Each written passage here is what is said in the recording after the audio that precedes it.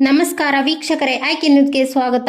ಬಾಲ್ಕಿ ತಾಲೂಕಿನ ಡೊಣಗಾಪುರ ಗ್ರಾಮದಲ್ಲಿ ಇಂದು ರೈತರ ಪವಿತ್ರ ಹಬ್ಬವನ್ನು ಗ್ರಾಮದ ಮುಖಂಡರು ಹಾಗೂ ಊರಿನ ಗುರು ಹಿರಿಯರು ಸೇರಿ ಅದ್ದೂರಿಯಾಗಿ ಮೆರವಣಿಗೆ ಮೂಲಕ ಎಳ್ಳ ಅಮಾವಾಸ್ಯೆಯನ್ನು ಆಚರಿಸಿದ್ರು.